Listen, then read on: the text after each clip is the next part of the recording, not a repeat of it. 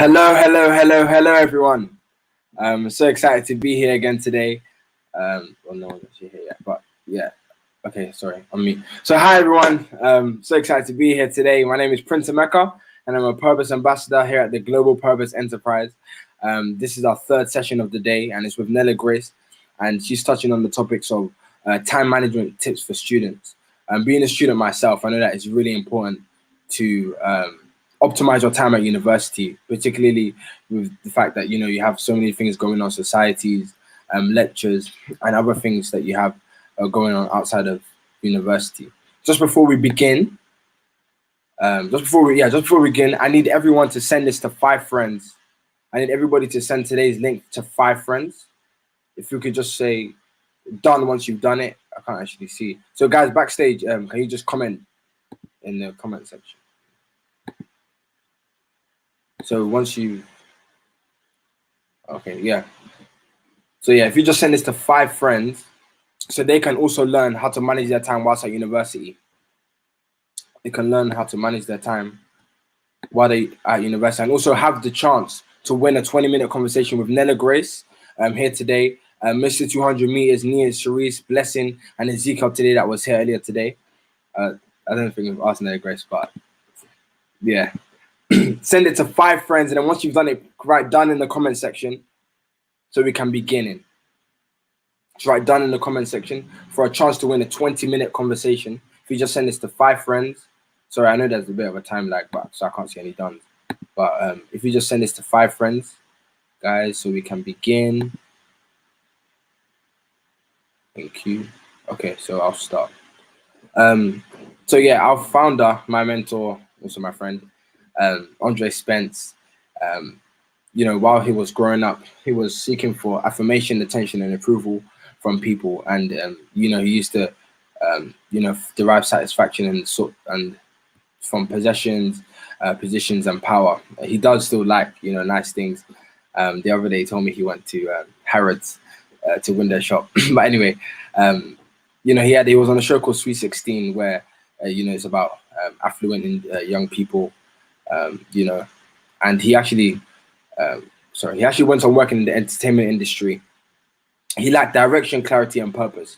However, when he met his 2 mentors, Minister Ralph and Pastor Ade, they actually provided him with this direction, clarity, and purpose, which we also desire. Particularly, I can testify for this because at my age, I do want to have a life which is full of fulfillment. I do want to have a life which is full of direction, clarity, and purpose. So in 2017, he birthed Purpose Leaders, Purpose Experience, Purpose Podcast, and now we have the Mentorship program, and we have Purpose Worship as well. And essentially, it's just all things purpose, because you can't actually live out a life that God has called you to live if you don't actually know why you're on earth. And you only know why you're on earth if you actually go to the person that made you, who was God. 70% of millennials believe it's vital to know their purpose. However, the majority of them do not know it. 87% of millennials want to live a life of purpose and meaning. However, again, many of them do not even know what this means. And I can testify for this because for myself, prior to joining the Global Purpose Enterprise, I didn't have direction. I didn't really know that living a life of meaning was a life worth to live. I had no clue. I was just going with the flow, doing anything and everything just to see time pass.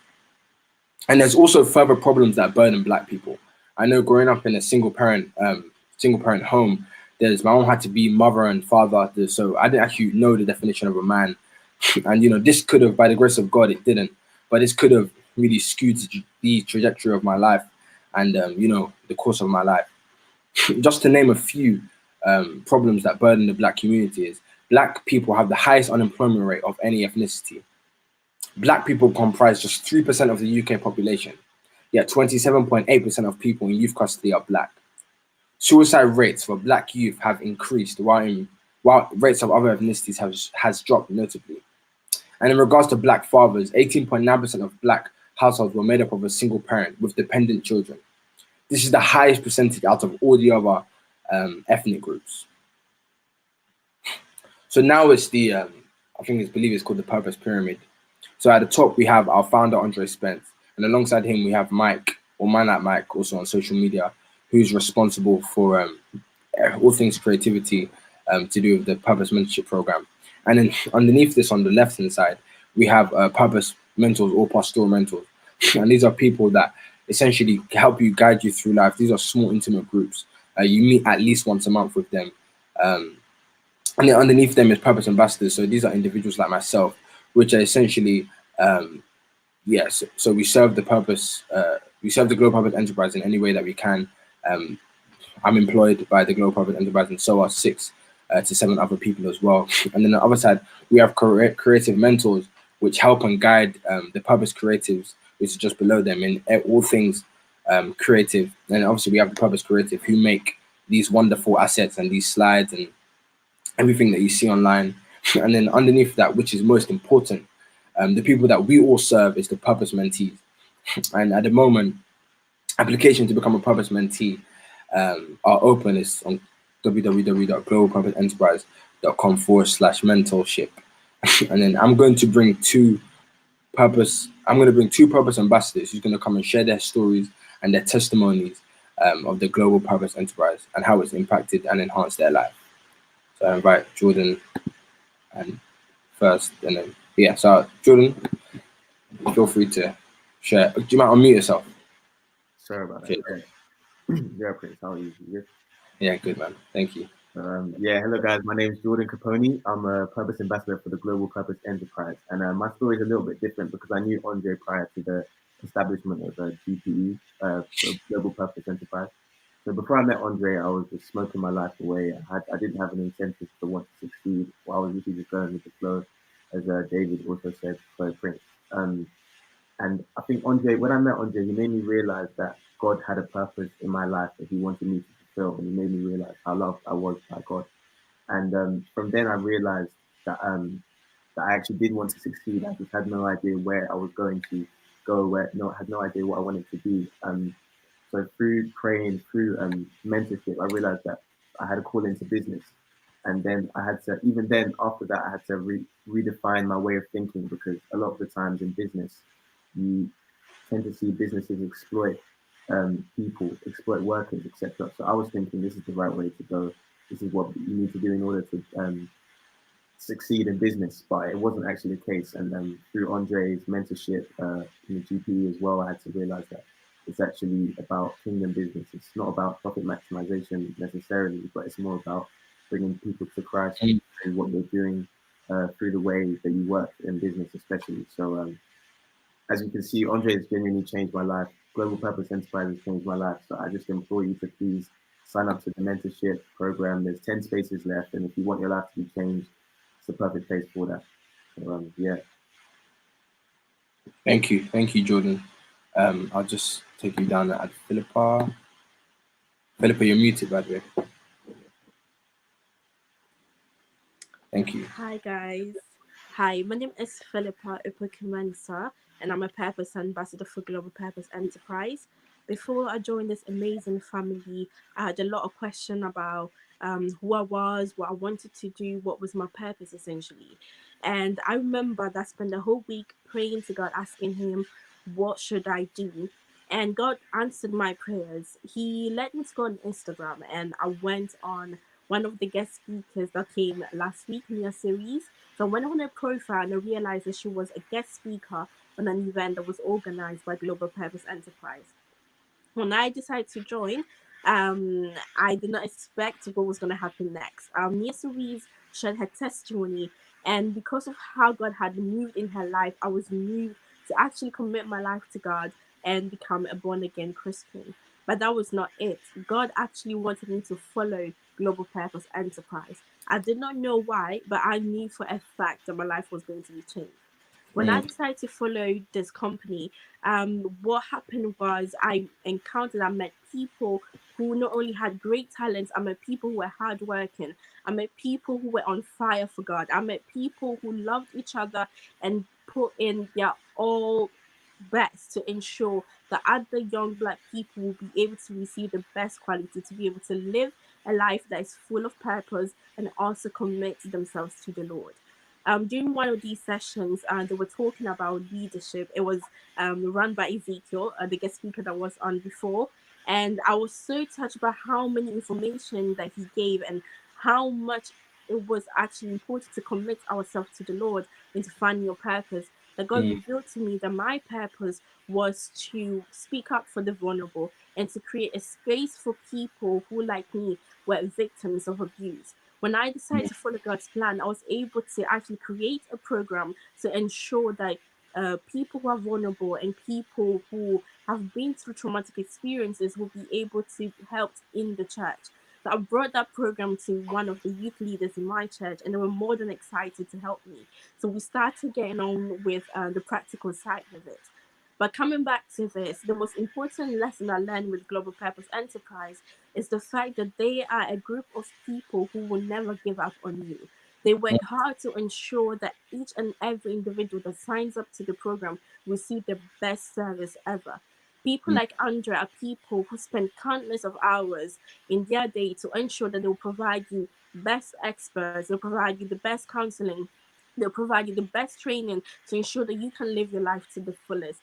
I have been blessed. I've been able to get closer to God more. I've been able to join a family who cares about the community. And I believe in this dream to ensure that multiple young people out there will be able to be touched and be used by God in His Wow. kingdom. So I encourage you to join this program. It's going to change your life for the best. Thank you very much. Wow, thank you, Philippa. Powerful, very powerful testimony. I'll just bring one more person, Ezekiel, person who was speaking earlier on today, to share his testimony as well. Hey guys, I hope you guys are doing good. I hope you guys are doing well. You know, as we said before, I've never just been a fan of speaking. I've always been a fan of action, and I can even testify myself because I'm basically in year 13. So I just came into first year university. I'm in work right now, and I never had a laptop during that whole year 13 period because everything was just online. So to actually keep up with the rest of the UK, to actually keep up with the rest of the world, I had to have a laptop. So I was going back and forth from my school. But then I ended up getting a laptop, but the laptop actually wasn't in good condition at all. And after knowing this, they never had to, but they actually did. And GP actually offered me a MacBook Air. And this means so much to me because now I don't need to worry about university. That would have taken a huge sum of my student finance. And right now, there's even a madness going on with my student finance. It's going to be rectified, but it just would have caused so much inconvenience, so much stress for no reason. And this is why I appreciate GPE because they're not just in words only, they're also in action and it's also in power. Like they are hands on with each and every single mentee, hands on to make sure that you're equipped, hands on to make sure that they're changing your life and they're helping you. So, yeah, it's amazing. Thank you, Ezekiel. Just before we do anything, who wants to win a 20-minute conversation with our speakers? Who wants to win a 20-minute conversation with our speakers? I need to see in the comments. I want to see I want to win in the comments. I want to win in the comments. Who would like to have their life transformed with each and every one of our speakers? If you want to be in for a chance to do this, take a picture of this screen, post it on Instagram, and tag at Nellah Grace. At Nellah Grace is on the slide. At Nellah Grace at Global Purpose Enterprise, with the chance to win a 20-minute conversation with our speakers. And also share this link with 2 of your friends. Share this link with 2 of your friends. And then once this is done, I invite Nellah Grace onto the stage. But we can't go anywhere unless this is done. I want to win. I see Andy wants to win. Andy, you know what to do. Take a picture of the screen. Take a picture of the screen. Tag at Nellah Grace at Global Purpose Enterprise. Throw it on Instagram and send this link to 2 friends. And then comment done once you've done that. Jordan, I see there you want to win. Do the same thing. Take a picture of the screen. Oh, Hemma. Take a picture of the screen. You guys know what to do. Take a picture of the screen at Global Purpose Enterprise, at Nellah Grace. Throw on Instagram and send this link to 2 friends. We can't do anything until we've done that. I want to win. All about Ashley. You know what to do. Take a picture of the screen. Thank you. I know there's a bit of a time lag because obviously it's on Instagram, on YouTube. And then write done in the chat. Write done once you've done that. Write done once you've done that. Andy, have you done that?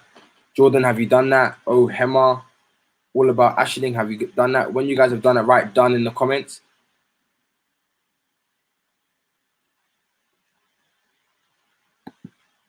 Done. Okay. Thank you. Thank you. Now, without any further ado, I will invite Karin Sola. So he's also one of our Purpose ambassadors. She's going to be hosting Nellah Grace today. So I invite Karin Sola to the stage. You're muted, by the way, Sola. Hello, good afternoon, everyone. As Prince said, my name is Consola Adeli, and I'm a Purpose Ambassador at GPE. So I'm going to introduce Nellah Grace. She is a final year medical student, content creator, and entrepreneur who also has an online ministry. She graduated with a first-class honours in biomedical sciences at the University of Bradford, and went on to study medicine abroad. She has not only one but two businesses, one being a consulting business where she helps prospective students gain admissions into medical school. Nellah also has a student lifestyle-based YouTube channel aiming to inspire and show others how they can excel in their studies. Not only that, but she has recently launched her online ministry for women called Biblical Boss Babe. Women living for God, living for God's heart, striving for success, and thriving in their femininity. She has a lot of her plate, so she's very well versed in organization and time management and how to be efficient in both. So I'm so excited to hear from her. It's been a great day, and it's going to be even greater with this. Nellah, are you in the? Yes. Are you there? Hi. How are you? Hi. I'm great, thank you. Hello. How are you? I'm very well, thank you. I'm so looking forward to today. Yes. So nice. I'm excited. So anytime you want to start, just go ahead with start and just flow with what you have to share with us today. Okay, great. So hi guys, hi everyone that's just joined. I'm really glad that you guys are here today, whether you're watching this now or I think it's going to be safe to watch later. As Karin said, I'm Nellah Grace. I am a final year medical student, so I'm currently actually on my placement, being a junior doctor, but as a student. And I have a first class in biomedical sciences before. I'm a content creator, I am a business owner, and also a ministry leader. So my thing that I'm going to talk to you guys today about is time management, productivity, and also study tips, because I find that the question that I get asked the most with everything is how do you do it? You know, because everyone knows as a medical student, it's always, oh my goodness, medicine is so hard, it's so much. How do you manage to have a business as well and have a ministry and do all these things? And like, how do you do it? And I always just say, well, first by the grace of God, and we're going to talk about that. That's a big, chunk of it. But also just like understanding how to be organized, how to have a time management. And I wasn't always like this. So I'll kind of tell you a little bit about my story so you can understand why or how I've gotten to this place. Because when I started university, in 2012 was when I started university. So it's been a while. I think I've been in university for nearly 10 years, like 9 years at the moment. Wow. And when I'm talking, the things I'm talking, they are tried and tested and from experience, because I've been in education all my life. I've never not been in education. And I'm 26 at the moment. So when I started university, I was straight from A levels, and you don't get taught. You don't get taught how to study. You don't get taught how to time manage, how to do anything. You just get thrown into university, and you're supposed to know what's going on. And for me, 2012 was quite a life-changing year, because I turned 21. I just started 2012 when I started university. So I didn't know really how to do anything. So I started university. I just got into a relationship with my now husband, but at the time we just started a relationship. And so I'm trying to juggle that. And then as I started university, I really found that I started to get into YouTube a lot more. I was watching a lot of YouTube. And I really enjoyed YouTube. I thought, okay, I want to start a YouTube channel. So I started it. And then even at that time as well, I'd just given my life to Jesus in that year, that 2012, just before I went to this course on how evangelism. And there is where I met my husband, and I also gave my life to Jesus. And then, so that year I was on fire. I was really had a heavy burden to share the gospel, to share with people. So I was like, okay, I want to start a small group. I want to serve in my church. So they were piling up. So things were piling up. So I've got uni. I've got service in church. I have my YouTube channel that I'm starting, and also I've always been entrepreneurial. Even, you know, as I was growing up, at that time I didn't have a business yet, but I've always been interested in it. So things were piling up, and for about the first 2 years even of university, I was trying to juggle all these things, but it just wasn't working because I didn't have the tools, I didn't have the skills, and I was burnt out. I became lazy because I thought, this is overwhelming. I can't do it all. It's impossible.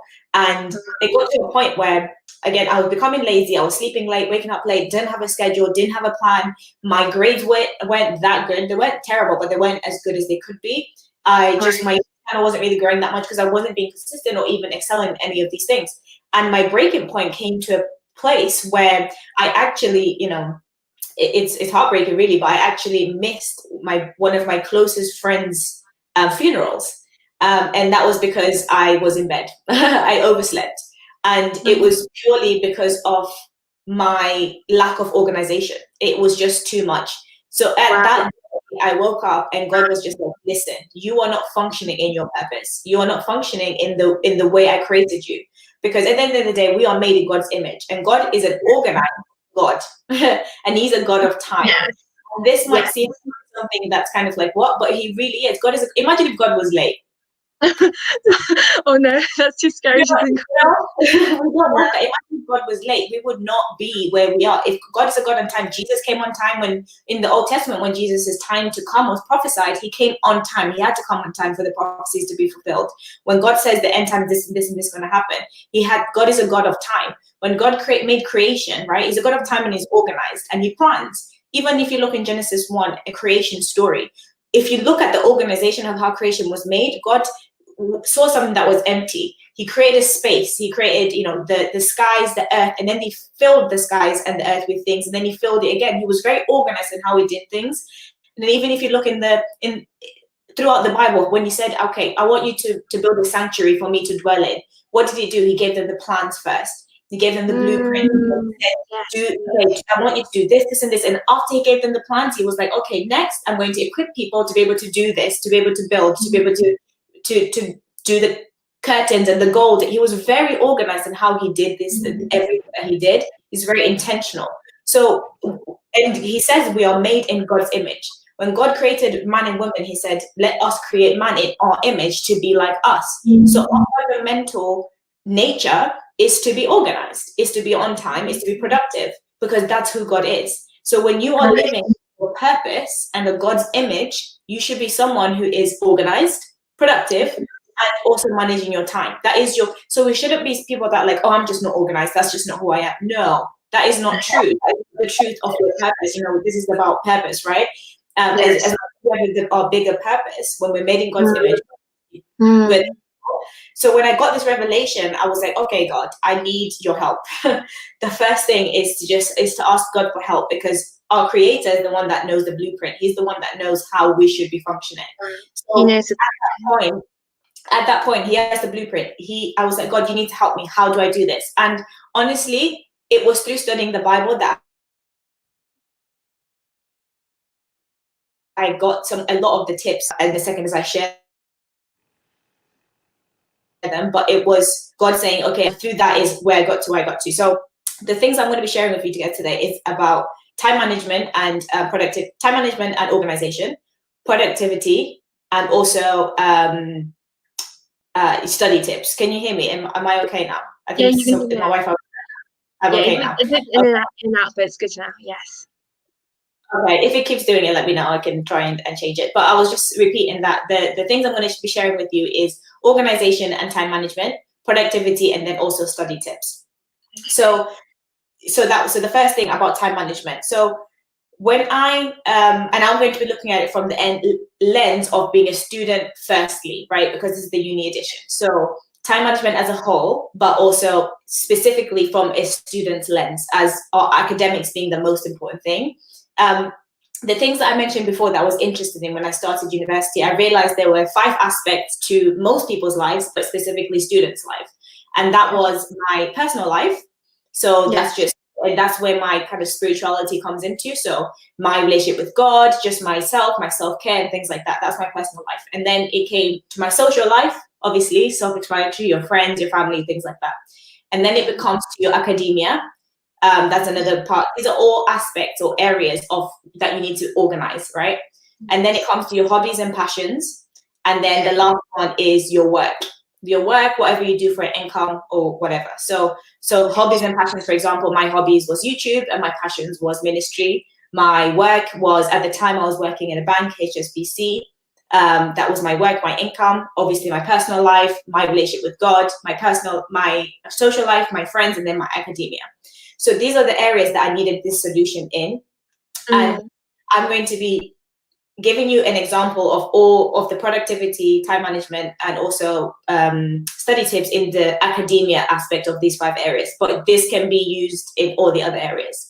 So with academia, the first thing that I started to do when it came to getting myself organized was I had to know what's going on. Because for the most part, sometimes we're not organized because we don't know what's going on. We go to uni, we just see the timetable for the day. Oh, what do I have today? Oh, okay, I have a lecture at 9 a.m. Okay, tomorrow. And then I go to the lecture. Oh, sorry, I have a seminar to, and then we just go. We don't know what's going on.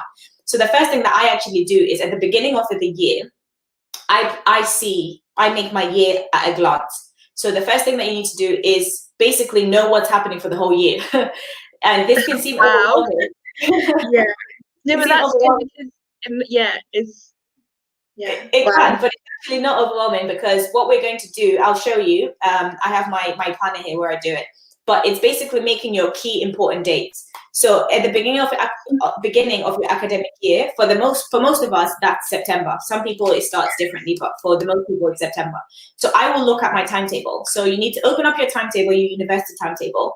Look, it will have the whole thing there. So what your semester looks like, both semesters, what modules you have, when they start, when they finish, and obviously when they finish would be when your exam is. It will have you already have a blueprint of what your year is going to look like.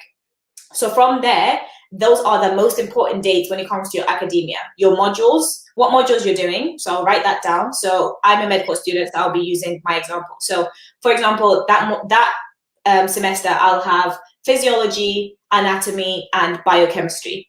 And it will have the dates there for me. So I'll write them down and I'll write the date from when it's starting, when it's finishing. That's it. Those are your key important dates. Then you need to write down your exam dates. When are the exams happening? So if it's the end of that module is usually when the exam is happening.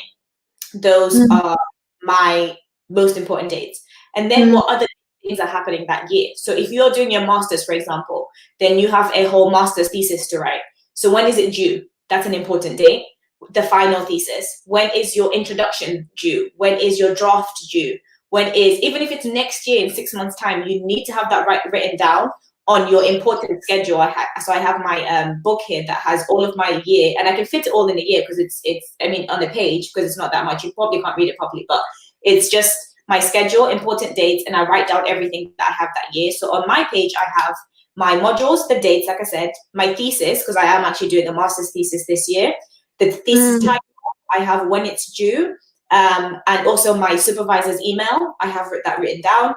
And then I also have my internship that I'm doing at the moment. I have all the dates for that, the rotations I'm doing, because those are my important dates. I have when the semester is actually starting and finishing, my exam date, my final exam date, I have that. So those are the things that you can tailor for you, whatever you're studying. Your important dates. If you don't know them, email your supervisors, email your administrators. And this process that I'm taking you through right now, your organization stage, usually takes me about 2 days. So it's not something that you're just doing quickly in an hour. It's going to take you a while. Yeah, it's something that should take you a while. And it's important because that's what you're doing. Yeah.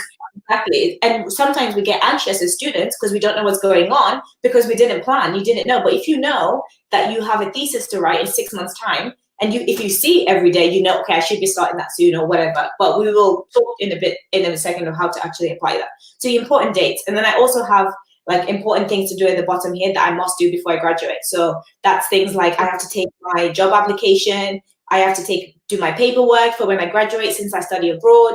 I have to do my GMC registration, which is me registering as for a doctor. You get the point. Write down everything that you need to do. Right? So that is your year at a glance. So that's the first thing that you need to do. And this is very important because from this page comes your weekly and your monthly plans. and how you then plan your weeks and your months. So we move on from the year. Now we move on to your month.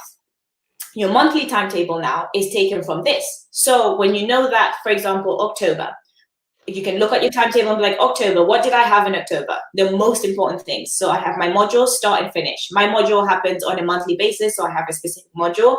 I have an exam at this day, and so forth and so forth. And then I can put that in my monthly calendar of what those important dates are. And I'm only focusing on that thing that month, because I know the other things are going to come later. And I know I'm not missing anything because I've already got it written down somewhere else. And it's not going to come up because I'm not going to miss it, right? And then when it comes up, it will come up. So then after that, then comes, that's just your monthly. Monthly, again, it's not going to be super detailed. It's just going to be put into your month. And then comes your daily schedule. So this is where, as students, most of you who are here, you want to be organized because you want to pass your exams. Because you want to pass your exams, and not only do you want to pass your exams, but you want to really excel at them and do really well at them, right? So you have to reverse engineer it. So what I do now is, once I know that this month I have anatomy, and for some of you, I don't know about how your uni is, but most unis, they do on a semester basis. So you're doing about 3-4 modules at the same time, right? And then you have exam on January time. Yeah. So when you're doing that, the good thing about doing this at the beginning of the semester is you can plan your studying at the beginning of the semester. I believe in studying right at the beginning, from the beginning, and you plan that right at the beginning. So if you have 3 modules and you know the dates they're starting and finishing, then you can calculate how many days you have for that module. So say you have, like I said, I have anatomy. I have 3 months for anatomy. So that's, let's say 90 days for anatomy. Then I will go, and I'm doing this for every single module, by the way. So then I will go into my anatomy timetable, right? If I'm not making sense at any point, please tell me, and then I'll re-explain.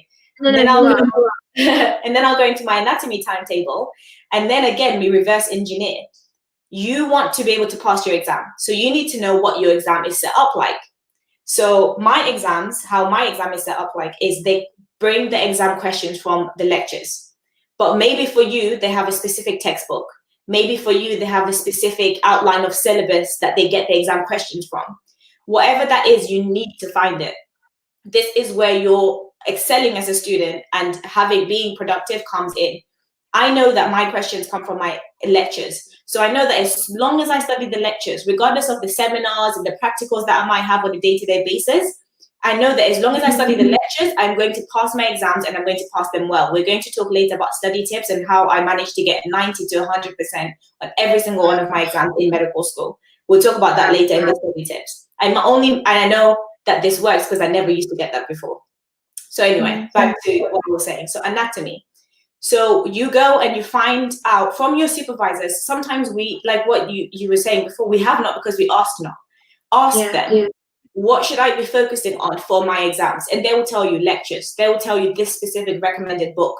Or they'll say, oh, you know the exam outline that we have or the syllabus that we have, focus on those questions and you'll be fine. And usually, let's say for your exam, there's 60 lectures and you have 90 days. Or there is 60 questions and you have 90 days. Or there is 60 syllabus topics and you have 90 days. So then I come up with a formula.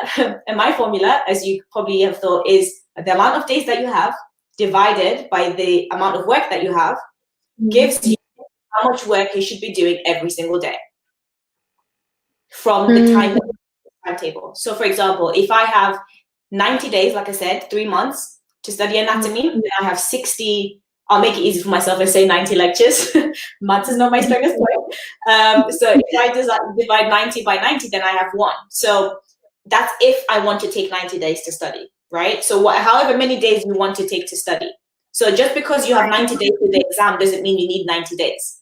You could make it 60 days to give yourself 10 days of rest in between or something like that, right? You need to be flexible. So how many days you want to be studying, divide that by how much work you have, and that will give you the minimum that you need to be doing every single day in order for you to cover the material that you need. But specifically, you're covering the material that is going to come up in your exam. This is important because because they start over-studying things that they don't need, or they understudy things that they do need. And the reason you get that is because you don't know. So ask. And this, I said before, I'm doing through academia because you can also apply this formula for everything else in your life, all the other areas. For example, if I have a business and I'm launching a product in 3 months' time, and I know that for the product, I need to source the material, I need to find manufacturers, I need to design the thing, however many tasks that I have for that project. I'm going to divide how much tasks I have according to how many days I have. Then therefore, that tells me how many tasks I should be doing on a day-to-day basis. The task itself that you do is up to you, but at least you know how much minimum you should be doing. Hopefully that makes sense. So that from there is what you plug into your day-to-day calendar. So if we could use the example that I used before, 90 days, 90 lectures, 1 lecture a day. So then I will go into my weekly calendar, and then I make those myself because I've tried everything. I am like an addict. I've bought all the products you want in the world. There's always something that's missing. You're like, oh, I wish you had this. So I just make my own. I use bullet journaling. So I just make my own, very simple, Monday, Tuesday, Wednesday, Thursday, Friday, Saturday, Sunday. I write it down myself, and then I write down the things that I have. But I know that every single day minimum for my studies, I should be studying at least 1 lecture if I want to cover it all in 90 days. I would suggest you do it in less time. So if instead of 90 days, you give yourself maybe 60 days and do 2 to 3 lectures a day. That way you give yourself time to like repeat and things like that, which we'll talk about in study tips later. But at least this is how you timetable. This is the fundamentals of timetabling. It's a very organized system, and it's a systematic way of doing it. You don't just wake up on a Sunday and think, oh, what do I have to do tomorrow? And then start writing down what you have to do tomorrow. It's just not efficient, and it's not productive, and you're not going to cover things. And also that's when you panic and you live in anxiety, because anxiety, like what Stacey said in the last week, which I loved, was the idea of, the fear, living in the future. But if you know what the future is holding, to an extent, obviously we're not God, but if you know what you can control, then at least you're not living in anxiety. So that's how I would do my weekly plans in terms of my productivity. So now that you have that, if anyone has any questions, I can stop and answer. But I think we're doing a Q&A later, I think. Yeah, we'll do the Q&A later. So if you do have questions, that's fine. Hold your questions until the end, and and then you can do those after. Thank you. Continue. Yeah. Okay. So that's how I do my formula of my day-to-day. And you apply this, like I said, to all the other areas. So your personal life, again, not to formalize your friends, but if you have 12 friends and you have 12 weeks, divide your 12 friends with your 12 weeks, you're seeing at least a friend a week. That's literally, I'm not joking, I don't have the time to be do it. I have to do that. I have to schedule in everything. That's how you are able to be almost a jack of all trades, because otherwise you can't. Otherwise I'll end up over socializing, and then you're socializing every single day with all of your friends, and then you wonder why you don't have time to focus on your business, or you wonder why you don't have time to focus on because you're not being systematic. If I know that this week I'm spending time with my friend Sam, and we're going to go to coffee this week on a Wednesday, and then after that, after I've done my 3 lectures minimum a day, and I've also scheduled in my ministry hours that I'm going to be doing, because I've used the formula, how many devotionals that I need to be putting out in the month, or that's what I do at Biblical Boss Babe. I put up about 21 devotionals every single month. So I know that I'll be doing this, and I time every single, the formula works in all 5 areas of your life, like we said before. And you plug that into your daily calendar. So every single day you're hitting all 5 areas of your life, and you are not neglecting any of them, because to be a functional human being, we need to be hitting all these areas. We're social beings because we're creating God's image, right? He is community in his existence. So it's like, so do we need it? So don't neglect that just for the sake of your academia or everything else. You don't have to if you're just organized, right? So that's that organization and time management. So for me, for that, I thought I would share some apps and some tools that I like to use for that aspect of time management. Like I said, I use my planner, but you don't have to do my method. You can get a planner that's already made for you. There's loads of really good student planners that people have. I also like Google Calendar to put things in. Other people used to recommend to me Trello. I find it too complicated, but some people really love Trello. I also use the app Notion. It's called Notion. It's really good. It's again like a planner. You can make your own planners how you want. That's a really good app to use.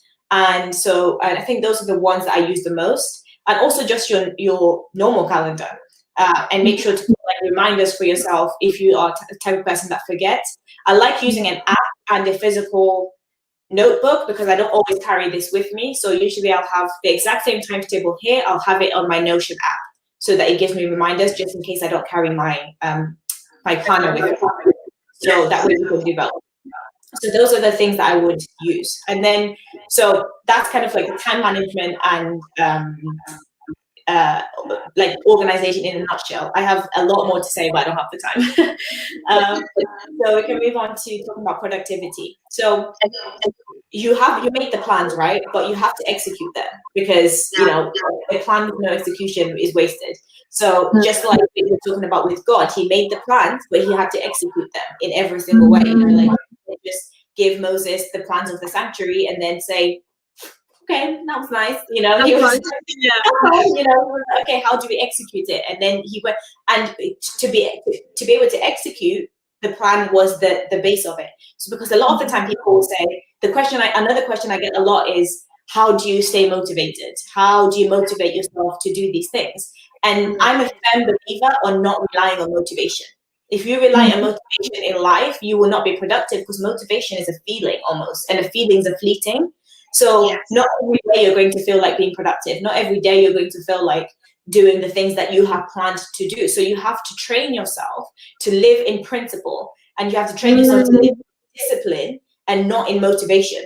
Because if you train yourself to always do the right thing because it's the right thing, you're not always relying on feelings. Because even with our relationship with God, you know, we are sinful beings, right? And then we put ourselves under Christ, but our nature is to be in opposition almost, you know, of the thing that God wants us to do. You know, like what Paul says, the thing that I want to do, I don't do it, or the thing I should do, I don't do the thing I want to do, I shouldn't be doing. You know, it's like we are constant battle. But when you are living on the discipline and you're doing the thing and you're training yourself, it works in all aspects of your life, not just in your productive life. So it's the same thing with productivity. Don't rely on motivation, and just create routines, which is what we're going to go into right now. Create routines that allow you to be almost like habitual in how you do it. Atomic Habits, they call it. It's a really great book. You should read it. It's about creating routine and creating habits. That's where productivity lies in, not motivation. If you're wondering, how do you keep motivated? I don't. I create routines and I create systems that allow me to be productive. So how do you do that in terms of productivity?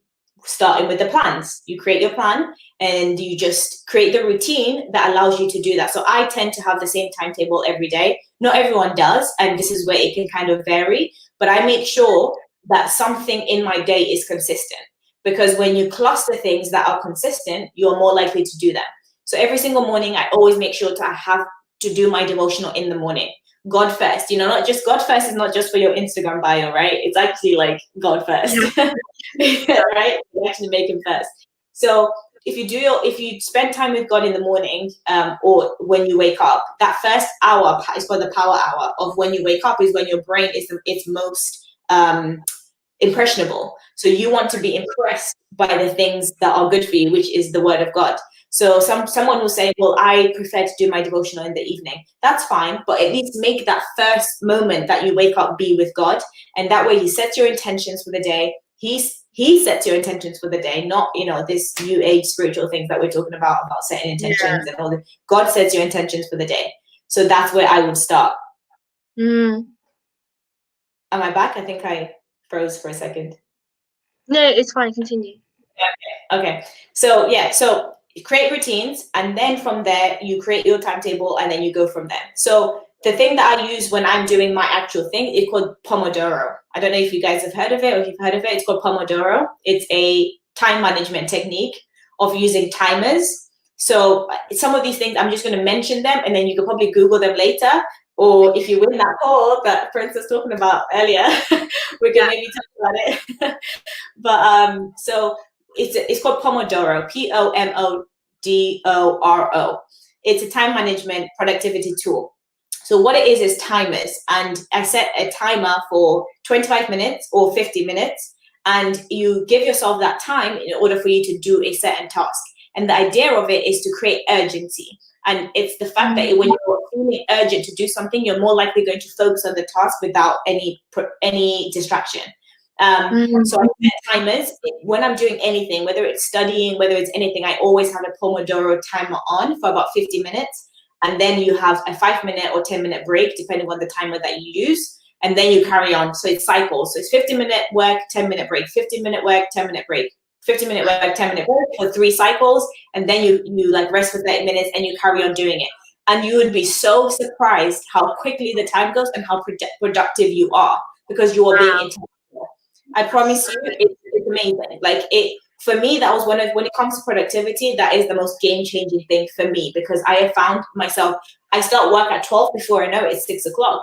And that's because it's only going in 15-minute time slots, you know, and you get to be productive that way. So Pomodoro, be intentional, have routines, and start your day with God, because ask him how he wants to do your day, because that way you'll be productive. And the last thing that I'm going to share in terms of the productivity section is there's something called the Parkinson's law. As some of you might have heard it, it's the idea that your time expands, your product expands according to the time that you give it. Whatever it is that you ask, right, will fill up the time you give it. So if you give yourself 2 weeks to do an assignment, guess how long it's going to take you? 2 weeks. 3 weeks, 2 weeks, yeah. You know what I mean? If you give yourself 2 days to finish an assignment, guess how long it's going to take you? 2 days. This is why, for the most part, you know, when you leave your assignment to the last deadline and then you do it in one night, the fact that you did it in one night means you could have done it in one night 2 weeks ago. Yeah. It's possible to do it. You know what I mean? But we don't do that. But obviously, if you time yourself properly and you know you're only doing 2 tasks a day for your schoolwork, you're not getting overwhelmed with your schoolwork, you know that you are going to finish it in the time that you said you would finish it. So Parkinson's law, don't give yourself more time than you need to do something, and don't give yourself too little time that you need to do something, because you will fill out the time with the task that you said so. So just to recap on productivity is you start with God, the first thing, creating systems and routines, allowing yourself when you're doing something, use a Pomodoro technique or sort of timer technique, and then also the Parkinson's, yourself more time than you need to do something. So that is the productivity. So if I recap from the beginning of what we talked about before, the idea that when you set your yearly dates, from the dates, make your monthly plan, from the monthly plan, make your daily plan, because you've looked at your timetable, you've used the formula of, for each module that you have, use the formula of how much time you have divided by how much work you have. That will give you your daily tasks that you're doing. Use that formula for all the other areas of your life, or the other 5 areas, and that will fit in your day-to-day basis. So 2 hours in the morning for your personal life, 2 hours, another 2 hours for your academia, another 2 hours for your this, another 2 hours until you filled in that day. That way, you're hitting everything, you're being productive because you're not relying on motivation, and you have the routines set out. So that is how I am, in a nutshell, productive and also manage my time. So then it comes to the actual studying part. You know, a lot of you are probably here, okay, how do I study though? You know, like, okay, I've got this routine I'm doing, but how do I study? And this is the thing that I was going to share with you before, that I was saying how I changed my study method in order for me to be getting 90 to 100% in medical school. And I realized that I was actually doing this without realizing I was doing it in my undergrad, where I got a first class degree. And I mean, you know, God is so gracious to us that he will give us knowledge even when we don't even realize that we're having it. So, and it's nothing, you know, complicated, but it's something called active recall. I've shared a lot about this in my Instagram, but it's called active recall. It's a study method, the #1 proven way to study it's called a high utility study method. And it's the way that 99% of students do not do this. And it's a shame, because we use something called passive review as students, which is reading your notes, rereading them, rewriting them, highlighting, all of that stuff, which is a study method, but it's the least proven to be the most effective in terms of getting good grades. And that's what most students do. And that's what I was doing for years in my undergrad. And even when I went into medicine, I was doing this for years, and I was getting an average, maybe 70%. And I knew I could do better. So I was thinking, why is that not working? Why is it working? Until I researched this study method. So active recall, what is it? So it is what it says. It's actively recalling information as you're studying in order for you to be able to bring it from memory. So it's the idea that when you are studying, is testing yourself at every single stage in order for you to bring this information from your brain out, because when you do that at every point, you're basically practicing exams all the time. So because when you get to the exam, you will know, okay, I've been in this situation before, what is that question? And how do I do it?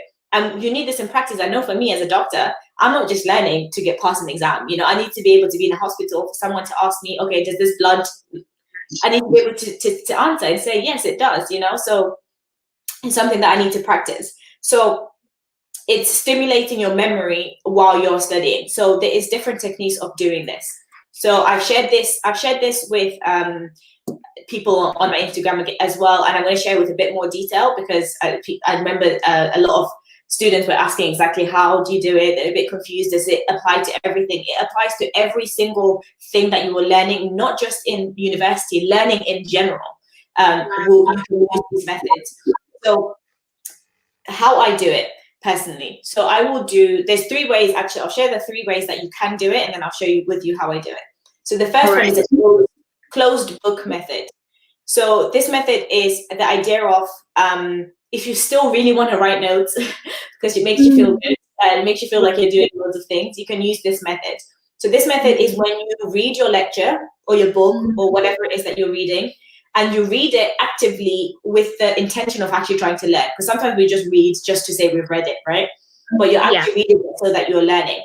When you're reading this lecture, you finish the lecture, or the lecture slide, you know, because some lectures have like 100 slides and you might not be able to, well, you should be able to. So, okay, we'll save the whole lecture.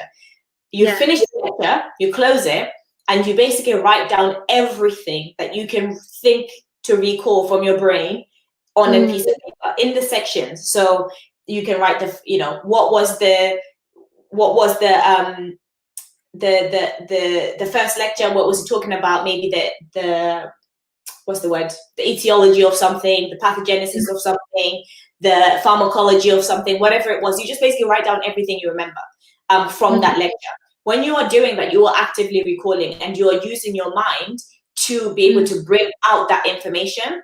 And when they did a study on this, to prove that this was the best way to do it, students who did this and only did it once still came out with 4 times better grades than students who read a lecture and reread it 4 times. Wow. The person who just recalled it once actually did better in an exam.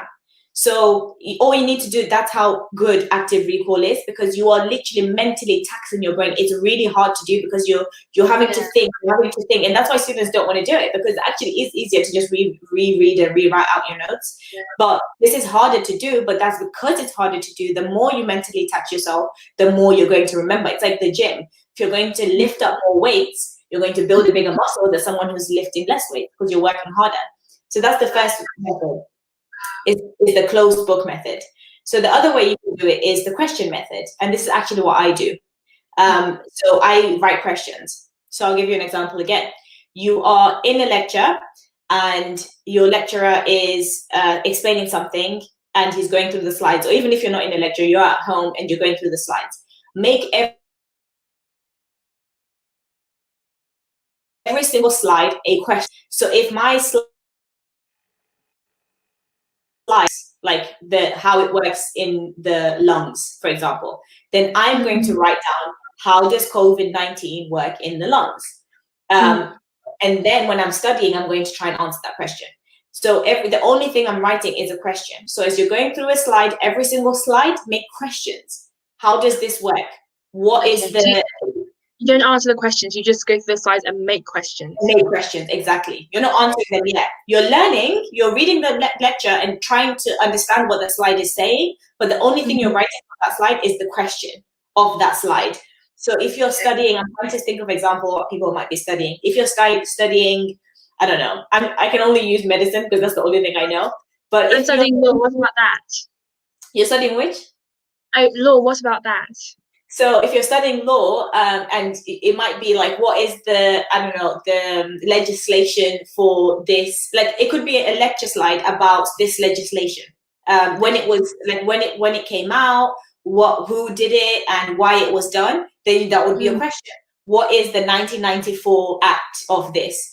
Who instated it? Why was it instated? And those would be the only thing that you write down.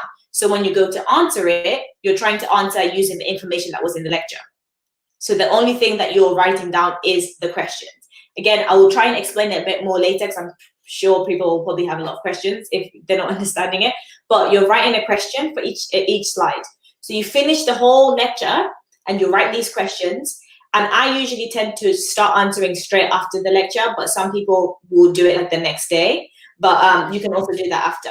So after I finish the lecture, if it's an anatomy lecture of the upper limb, for example, I've written down questions about the vasculature. What is the flexors of the arm? And I've written that down. What is the extensors of the arm? What is the flexors of the wrist? Whatever. I've written all of that down. Then I will go close my book, close my lecture. I'll go through every single question and try and answer it with as much detail as I can from what I remember from that lecture. Okay. Try and answer it and try and answer it, try and answer it. When I finish doing that lecture, when you finish doing that lecture, what you would then do is go back to the lecture and look to see if your answers were right and what you missed. So if you missed something and it was something important, you add it in, you add it into your notes, and you can add it in a different color so you know what you missed and what was important. So you go through every single question, and this allows you to actually you're technically rereading, but you're rereading actively again, because you're going through it as a question. You're not just rereading for the sake of rereading. You're rereading, but reading the things that you didn't know, and you're, oh, that's why I forgot that. And then you can go through the questions, and then, but you've also allowed yourself to remember the things that you needed to remember. And then I'll talk about what I do with that after in a second. Just park that right here, and then we'll come back to that. Just park it right there. The other technique that people use, and this is the technique that I was using in my undergrad and didn't realize that it was active recall, is flashcards. Flashcards is a way to active recall, because you're writing a question on one side and you're asking yourself the question, you're trying to remember the answer, and then when you, as much as you can, then you just flash it to the other side, right? That's where the answer is. But a lot of us with flashcards, the thing is, what we do with flashcards is we just turn it around and we don't know. So that is the way that we do that active recall. And so if I go back to the question method, what I then do after that with the question method is I do something called spaced repetition. So spaced repetition is when you now go back to the questions you didn't know before, and you repeat them. And you repeat them every day, every 3 days, or every 5 days, depending on how you want to do it. Every day, 3 days, 5 days. 5 days, yeah. So when you go through the questions of a lecture, you're going to go through them. You're going to note down the ones you really just didn't remember. You didn't remember the answer to, that means you did not have that information in your brain. And you go through the questions that you go through the next day instead of the ones that you knew. And then you repeat the same thing in 3 days' time. And then you repeat the same thing in 5 days' time, because you're trying to only go through the things that you didn't remember. So that is how you do the active recall method. You can literally Google this and you have so much more information for you to learn how to do that. But that is a study method that works for me, and it can work for anything. Maths, you're just repeating. You can go and just do past papers and repeat. You're actively recalling because you're testing yourself. The idea is just to test yourself. The last thing you can do is teach someone what you've learned. You're actively recalling. Wow, that's why teaching works so well. Wow, that makes sense. Exactly. Stop taking notes. It just doesn't work. Stop rereading work. Stop highlighting and all that stuff. So those are the ways that I do my studying and how I organize myself. So just to kind of quickly recap is to write down your plans, plan it out, be productive by using certain tools. And then when you're studying, use active recall and stop doing, passive review. And that way you'll be organized and also a more productive human, and be able to also excel in your exams in that way. So I hope that makes sense. It was a lot to take in, I know, but I hope that helped. And always other techniques as well. Wow, that was, can we all give a big, everyone give a big round of applause, all the best that you can choose for Nellah Grace. That was, my mind is, there were some things that I knew and other things that I didn't, but the way that she pulled it all together, and I'm so grateful. Fantastic. Thank you. Excellence, like excellence, and it was so fantastic. Beauty and brains. Ah, yes, beauty. Ah, honestly, very, very true. Thank you so, so much. And like, thank you for doing the hard work for us so that now we can just take the tips and apply them. We don't have to, do you know what I mean? So thank you so, so much for that. Please, everybody, write your questions in the comments. Write the questions in your comments for what you want. I have a couple of questions as well that I wanted to ask. ECS, knowing yourself, knowing what you now know, what is the biggest lesson that you would teach yourself? The biggest lesson is, like I said before, in terms of studying, would be to know what you need to study for the exams. So just so you don't study for more that you don't, and less than you don't. Ask your supervisor. I promise you, they will tell you. Is this important? Is this not important? Not because you're just trying to learn to pass exams, but at the end of the day, you do need to pass exams in order for you to get into the work aspect of things. People will say, no, you need to learn everything because you're going to need it. No, but you don't have the time to learn everything, especially in medical school anyway. So knowing what I know now, I would just ask, be organized, and just learn what you need to be able to pass that exam, pass it well, and know it well. And then the techniques that I said before in order for you to actually remember the information in your brain as well. So I think that's what I'd say. I hope that helps. You talked about, before we move on to the next question, you talked about how, we time block and we compartmentalize all the times according to the 5 areas of life. What if, for example, you have a meeting with your friend, but they're late or they have something come up? How do you fix for life happens when things don't go according to plan?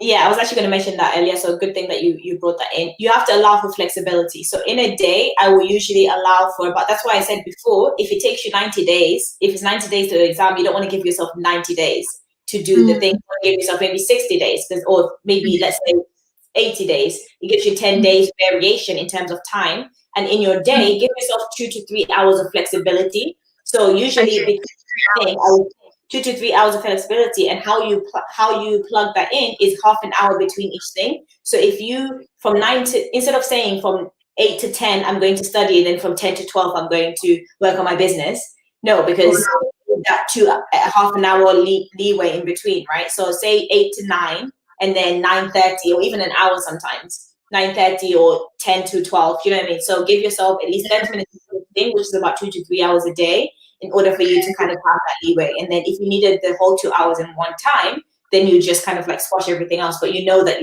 you've planned for it throughout your day. So that's what I do. I give myself half an hour between each task. If I don't need that half an hour, then I go straight into the task, but I know that I have that half an hour to plug in later in case my friend is late by 10 minutes. Does that make sense? That is literally one of the best tips, because I've done the whole thing where I filled up my timetable from morning to night, and it just doesn't work because life happens. Thank you so much. Okay, next question. How do you combat stress while studying? Okay, so why are you stressed? That's the first thing. So understand why you're stressed. Are you stressed because you feel like you don't have enough time? If you feel like you don't have enough time, that means you didn't do step 1 well, which was doing the formula. So if you do the formula right, you should only be doing about maybe 2 lectures a day or something, or 2 or 3 questions a day, because you have so much time. And if you do it at the beginning, so if you're stressed and you feel like you don't have time, then allow yourself in your planning time to be able to give yourself enough time. If you're stressed because you're just anxious and living in the future, you need to rely on God, because like God said, be anxious for nothing. He means that when he says that, because he gives you peace. It's him. Like sometimes, that's another thing. Pray before everything you study. I always pray. I pray before I start studying. I give it to God. I say, God, you literally created me. You know my anatomy. So, and you are my God. You are my Father. So teach me. So I try to do that a lot. I pray before I study so that I just have peace, because the Holy Spirit is peace, and there's no reason why we shouldn't be living in peace as sons of God. Understand why you're stressed. Are you stressed because of time? Change that. Are you stressed because you feel like you don't know it? Change your learning method. Things like that. Understand why you're stressed and then tackle it from there. And always pray and give it to God before you study. Like that's for me is life changing. Wow. Okay, for someone learning new technologies, all the time. As a tech guy, how could they incorporate spaced repetition and active recall effectively? Okay, that's a great question. I thought someone would ask that even for like maths and things like that. I don't know a lot about programming, but I'm guessing you use codes and you use things like that. So I would, again, ask yourself, write down questions for your study. So if you have to learn certain codes for certain things, so it could be a code for a website. I don't know if that's how it works, or a code for this. You write down what is the code for this, what is the code for that, what is the code for this. Try and remember it from your brain if you need to. It doesn't have to be written down like physically. You can do it on your laptop. You can do it whatever, right? If it is something that you're learning programming languages, if it's a language, how would you learn a language in general? If you need to learn a word a day, or you need to learn a code a day, and then in 3 days' time, you learn that code again, that language again, that whatever again, you repeat it again. What was it? And then in 5 days' time, you repeat it again. It can be applied with everything. It's just, I can't use specific examples. I don't know how your specific course works, but you would use the exact same thing. Ask yourself questions, make it into what is the code, what is the language, what is the word, what is the technology that you need to learn it in that way, actively recall the information, repeat it again in 3 days' time. I hope that helps. That's amazing. Thank you.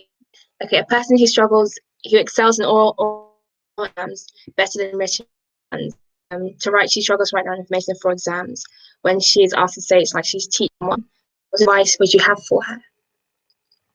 Okay, I struggle to write down information for exams. Then when I'm asked to say it, when you write down as if you're saying, like, say it out loud. So if you are good with oral exams, so if the question is, can you explain to me how, again, I'm going to use medicine. Can you explain to me how the breathing mechanism is? If I can say it out loud, that means I should be able to write it. Because if you need to say it while you're writing, be like, the lungs work, say it as you're writing it down. Because when you're writing, you are just basically saying things without verbally saying them out loud. Does that make sense? So writing is just, you're still saying something, you're just not saying it verbally and out loud in speech. So think about it that way. So if you see a question in front of you, pretend that someone in front of you asked you that question. So if you see a written question in front of you that says something, pretend the teacher's just asked you that question. What would you say to them? Whatever you would say to them, say it, but say it on paper. Write it down as if you would write it, you would say to someone. Unless your specific or written exams need technical answers, I don't know, like technical words, but I would just write it how I would say it. Awesome. Next question is, yes. Do you find where you study affects your productivity? Oh, wow, that's an interesting one. That's a really good question. Yeah, it does. For me, I prefer to study in my room. Other people say they study in their room, they fall asleep. So I do think it does impact. So you have to find out what works for you. If you prefer to study in the library, do you study with music on? Do you not study with music on? I haven't done research about that myself. I should actually. That's a good question. Like what is being found to be the best place to study, or if music on. I think music on, especially classical music, does activate certain parts of your brains which help you with recalling information, or not recalling information, but retaining information. So I know that that's specifically classical music, but it does affect. So find what works for you. Since you spend a lot of time studying, how did you figure out how to make money on the side that doesn't take up too much time? Wow. So I actually don't spend a lot of time studying because, like I said, I will plan it. I'm only doing a certain amount a day. And so, for example, the business side. So the formula that I said before is the same formula that I'll use for my business. So when I've used my formula, I usually am only studying about 4 hours a day, unless it's something that is taking me a longer time because I'm not understanding it. So then maybe it'll take me longer, but usually I spend 4, maybe 6 hours a day studying. My business, again, I will be effective. I use tools. I use help. I think that delegating is important.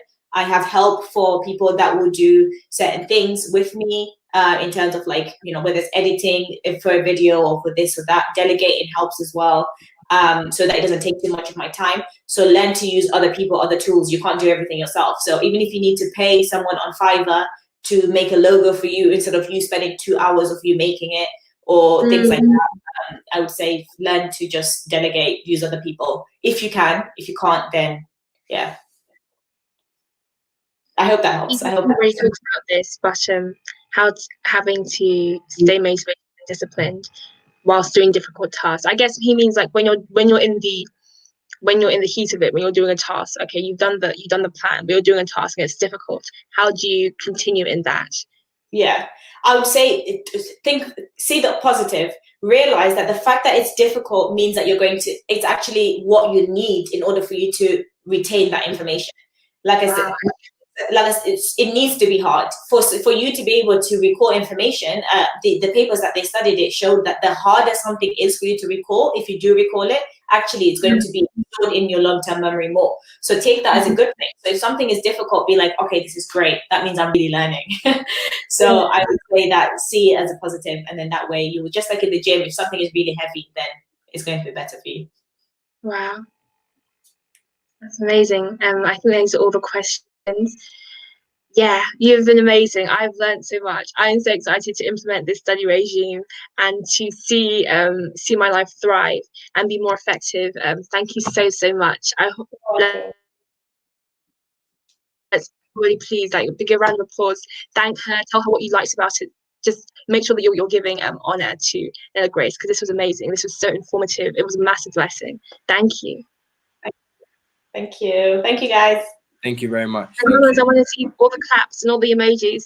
Yes. Thank you. Nellah, we'll just put you backstage. Thank you very much. Yeah, so thank you guys for thank you, Nellah. Firstly, it was a fantastic day. I know that this was so very, very timely for myself. I had a conversation with Andre yesterday, and I was just feeling so overwhelmed and anxious just with my final year of studies. Trying to juggle different things. So this was so important.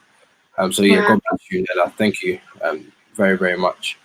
The next session is with Mr. 200, and he's going to be talking about how to sustain and maintain and cultivate good and long-lasting relationships while at university. So that session will begin at 6 o'clock. So guys, yeah, thank you guys, and God bless you. See you at 6 o'clock. Before that, what I'm going to get everybody to do, sorry, I'm jumping in here. If you are in here and you want to grab 20 minutes with regards to all our speakers in general, then my suggestion to you is make sure you go to Global Purpose Enterprise, the Instagram page, and on that last post, tag 3 of your friends that you want in the conversation with them so you can get your personal questions answered, and make sure you tag that on your stories. Does that sound good, guys? Yes, it does. Cool. Thank you very much. Over and out. Thank you, Colin.